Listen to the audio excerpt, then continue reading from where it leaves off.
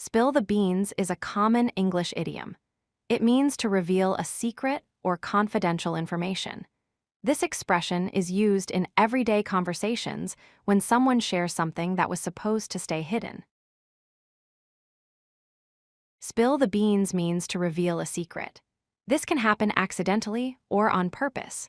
When someone spills the beans, they disclose private information that others wanted to keep confidential. I spilled the beans about the surprise party. This means the speaker accidentally told someone about a party that was meant to be a secret. Now everyone knows about the planned celebration. Don't spill the beans about the surprise. This is a warning not to reveal secret information.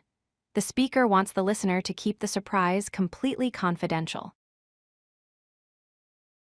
Let the cat out of the bag means the same as spill the beans. Let slip the secret is another similar expression. Both phrases describe accidentally revealing confidential information. Divulge means to make confidential information known. Let slip describes unintentionally revealing a secret. Blab means talking too much and revealing secrets. Give away describes disclosing hidden facts.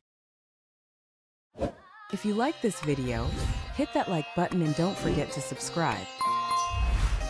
Visit codelucky.com for more such useful content.